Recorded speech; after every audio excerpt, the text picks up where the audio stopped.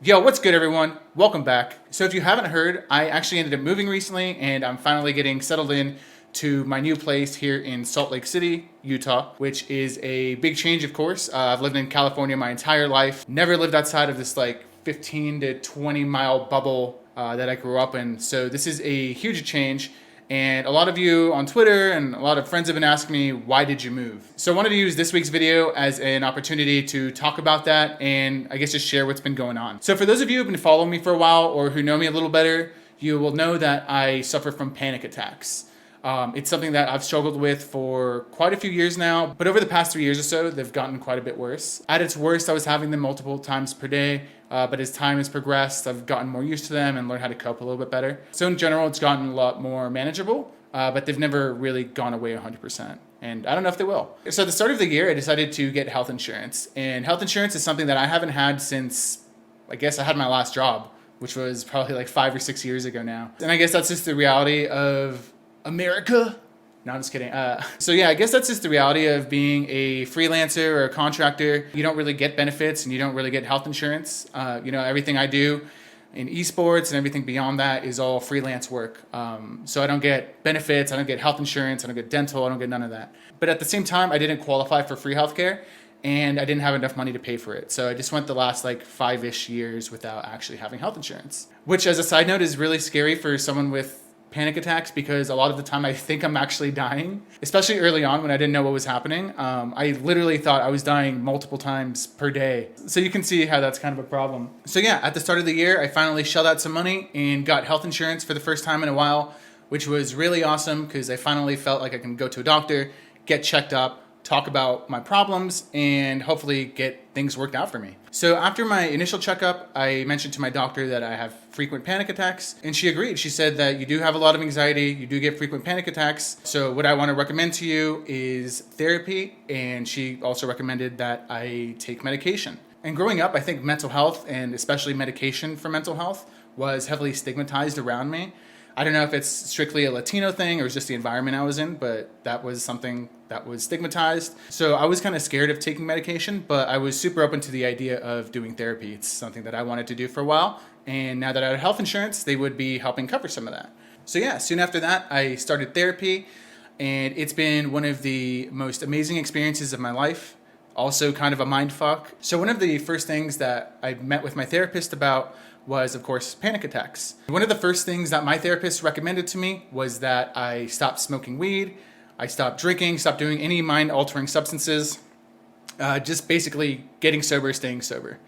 Along with that was also making sure I go to sleep and take care of my body, and making sure I start to exercise. So those were the first few changes that she wanted me to make to kind of better myself and see if that would have any positives in terms of my panic attacks. Maybe it would help me out. Maybe the exercise would increase my endorphins and make me feel better. Maybe stopping smoking weed would just help me out. And to be honest with y'all, at first I thought it was fucking stupid. I thought there was no reason for me to stop smoking weed. I thought it was beneficial to me. I don't really drink often anyway, so that didn't really affect me, but I thought that was really stupid. And yeah, during one of our meetings, it actually pissed me off because she kept inferring that I couldn't stop smoking weed or that I was addicted to it.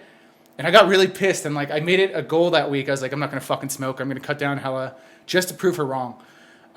Which ultimately made me stop smoking weed, which is kind of funny. Sobriety was something that I didn't really think was going to be important to me. I didn't really think it mattered. I've smoked weed for such a long time that I thought it was stupid not to. But over time, it became important to me because I felt for the first time in a while that I was actually able to think clearly.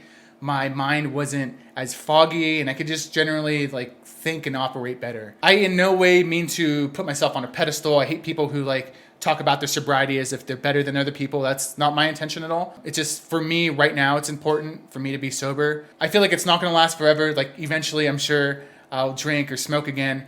It's just in these times, it's really important for me to be focused and clear and just present. The next thing was exercising. And as you can tell, I've never really been the super exercise type throughout my whole life. Kind of been a lazy bones, kind of been a computer dork. But yeah, I set out to change that. I didn't really notice this, but at some point I had kind of become scared to go outside. Not in like a way like, oh my God, if I open the door, I'm going to fucking freak out or I'm going to die or some shit. But like I would routinely not go outside because I was subconsciously worried about having panic attacks. And I didn't realize that for a long time. Like Lauren would ask me like, hey, do you want to go on a walk? And I would just be like, no, not really, no. Like she would ask me multiple times per week, I'd say no. And anytime I would say yes, I would always have my anti-anxiety medication on me just in case I had a panic attack. And that was actually pretty frequent. And I didn't realize that that had become like normal for me, where I'd like walk around with my medication just in case I had a panic attack. And I would do these things because I was fucking scared of having a panic attack. And I was kind of letting this control me, and I didn't realize that. I'd be isolated or I'd be in my room where I'd feel comfortable, and I didn't really think there was a problem with that.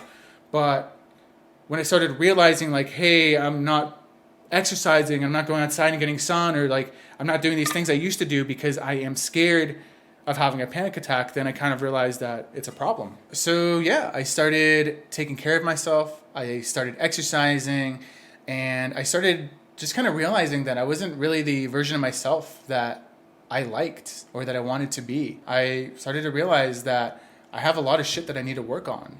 There's a lot of past experiences and emotion and communication problems and just all these things that I need to put effort towards that I never really realized that I needed help with to begin with. And I was just really able to see all these things I needed to work on. I hadn't really noticed that my anxiety and panic attacks were controlling me. I wasn't conscious of how some of my relationships with people were, how my communication was, any of that. And overall, I had just kind of become complacent in a lot of spots, and I didn't really recognize that. So I know a lot of you are wondering, like, what's going on with your relationship? Like, did you guys break up? And I'm not really going to get into too much detail. There's not that much to say.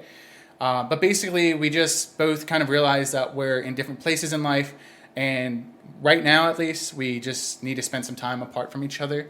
I don't know what the future is going to hold. It's honestly really hard because we still both care about each other a lot. But at least for right now, I know that I need to be by myself. I need to work on the things that I need to work on.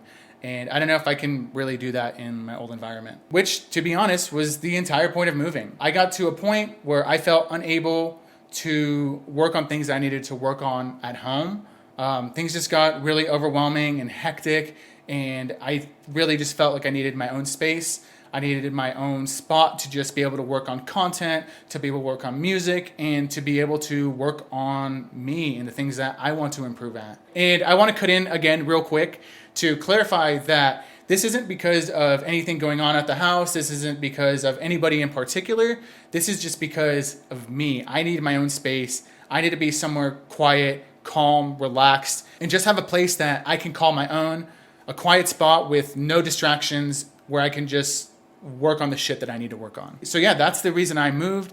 And I know you're probably wondering, why Utah? SoCal is so beautiful. California in general is just such a beautiful place to be. Why the hell would you move to Utah? And I'll answer that. So I actually could have stayed in LA, but to be honest, I just didn't want to dish out the money for the type of place that I was going to want. To give you an example, the last spot that I had before the house was a 1-bedroom apartment. It was super tiny, and I was paying like $1,200 for it. It was horrible. And honestly, just the thought of moving away from like everything bothering me, my friends, my family, and just starting fresh, like really was appealing to me. So I started looking at different places. And the first spot I was looking at was actually Vegas. Vegas I thought would be pretty dope because I'd be able to find a big spot within my budget. But as I mentioned, exercise is important to me right now. So I figured if I would go to Vegas, I'd probably never want to leave my house because it's going to be like 100 plus degrees for like 90% of the year. And I'm just going to want to stay home in AC. Like even if I had a pool or something, like I probably wouldn't even want to go outside. So I crossed Vegas off the list. So the next spot on the list was actually Portland, Oregon, which is a city I am in love with. I've been there multiple times. I've told countless people that I'm going to retire there and move there when I'm older. But after looking at prices in the city, in like nice spots, it just seemed like it was going to be kind of unrealistic for me to find a place I'd be happy with that was close to society. I think I could have moved 20 to 30 minutes out of the city.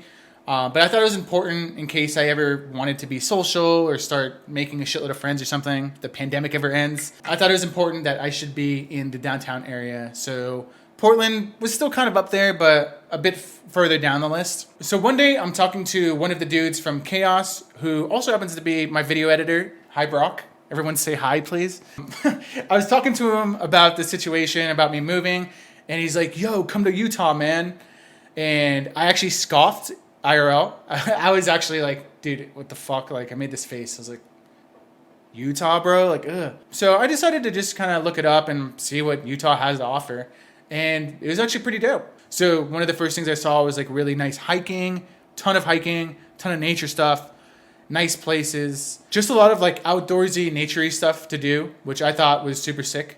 Then the next thing I saw was, of course, like the differences in seasons and climate. Like I've only lived in LA my whole life, which it's like summer, like 80% of the year, and then it rains for like 5%, and then it's like 50 degrees the other 15%. Did I do math right? Is that 100?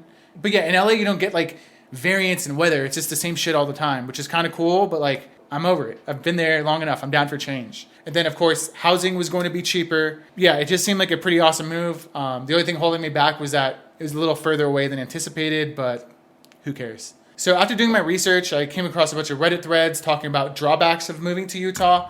And the major drawbacks that everybody mentioned were the drug and alcohol laws and it being a very religious population. So in terms of drugs and alcohol, like I said, I am trying to stay sober right now, so that's not really a drawback. It would ultimately only help me stay sober, keep my mind clear. And yeah, number two being the religious population.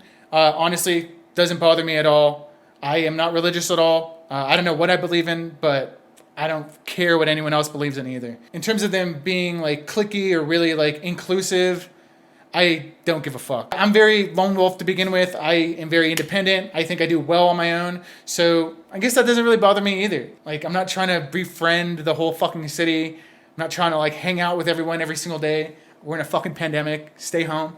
Wear your masks. Yeah, honestly, that doesn't really have an effect on me at all. So these two huge negative things just don't really bother me. I don't know. So yeah, a couple weeks later, I made a road trip up here to Utah, invited my mom along, just because I know she would feel better about me moving out of state. And yeah, that was pretty cool. We checked out the city, and honestly, I felt in love with the area that I ended up staying at. We saw a place, which is the place I'm in now, and it's super dope.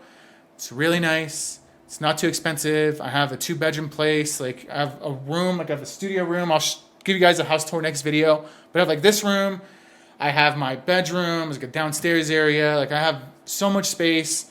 I'm paying less than I would in LA. And honestly, like going outside, it's beautiful. There's a park by my house with like a river and a lake and all sorts of shit. And yeah, honestly, I'm here. I think it was the right move. I already feel better. I already feel more productive. I'm still unpacking everything. And as you can see, like, I don't know if you can see, my room's a shithole right now. But I'm going to work on it throughout the week. And as soon as everything's up and running, it's going to be the nonstop grind. I have an album I want to write. I have streams I want to do. I have videos I want to do. I do miss home. I do miss my friends and miss my family. But I think right now, just having my own space to work on things and work on myself is just going to be beneficial for me. So yeah, I hope that answers everybody's questions as to why I moved here, why I would do such a crazy thing, et cetera, et cetera, et cetera. I appreciate y'all. Like I said, I'll have everything up and running soon. So daily streams are coming. Just hold tight. I appreciate the hell out of y'all. Thank you for tuning in. If you have any comments or any questions or anything, feel free to leave them. I always read through them and answer back. So yeah, I'll see y'all in the next video. Peace out.